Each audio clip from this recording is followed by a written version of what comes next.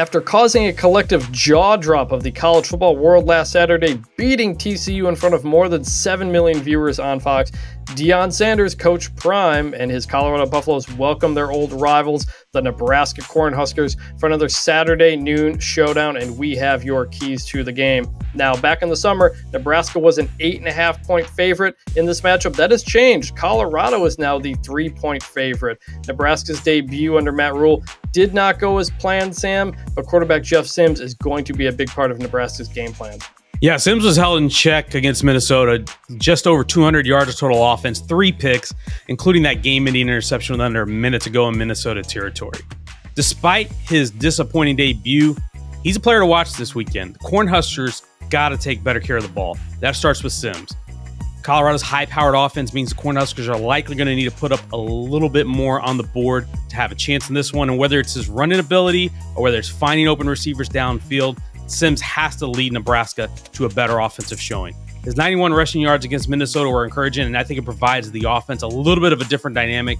They'll have to be better through the air against the Buffs. Yeah, Colorado struggled to stop the run against TCU, especially the quarterback run. You imagine that's something that Nebraska is going to try to do. The now 22nd ranked Colorado Buffaloes were headlined, though, by Travis Hunter, the wide receiver cornerback who made a gigantic impact in their first game. And you have to imagine he's going to be making a major impact in every single game he plays. Hunter played a whopping 144 combined snaps on offense and defense, hauled in 9 catches for 119 yards against TCU, and had a tremendous goal line interception on defense.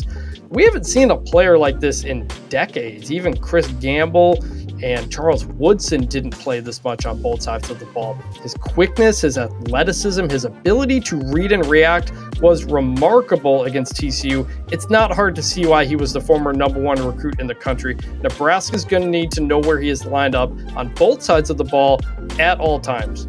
Yeah, I'm wondering if Hunter's workload is going to resemble the one he had in TCU. It's going to be fascinating to watch because both this week and the rest of the year, Deion Sanders said that he has even considered lightening Hunter's practice load during the week to help him stay fresh for game days. And Hunter is going to be a massive part of Colorado's game plan. Their keys to victory this week are going to heavily depend on him.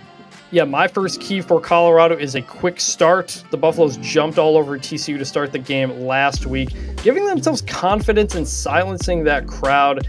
This week at home, a quick start will keep that confidence going and perhaps get Nebraska on its heels on the road for the second time.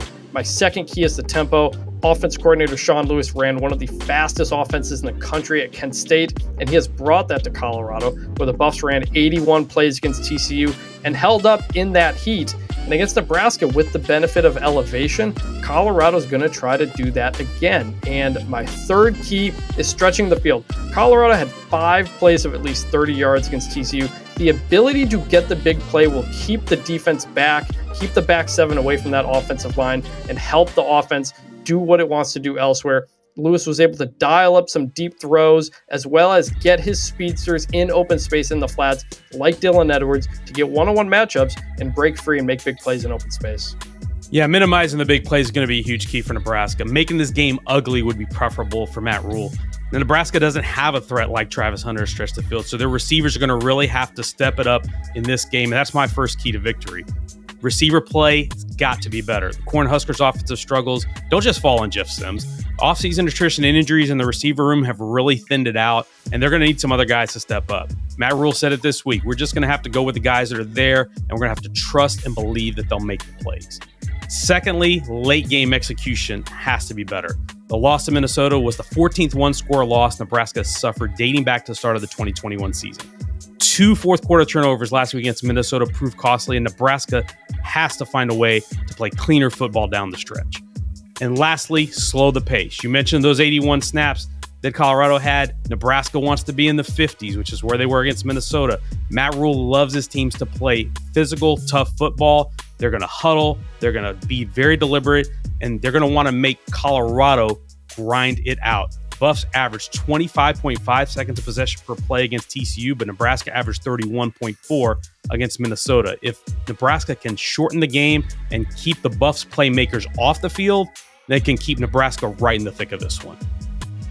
Yeah, these were 2 of the most interesting head coaching hires of the offseason, and our perception of Colorado has changed dramatically after just one game And all eyes are going to be on Colorado. Once again, it's a busy college football weekend. Folsom Field is going to be one of the epicenters of it all, with a big noon Saturday showcase as well. And we hope you had fun watching this video. If you enjoyed it, please like, subscribe, follow the Until Saturday YouTube feed, and follow Until Saturday on Apple, Spotify, or wherever you get your podcast.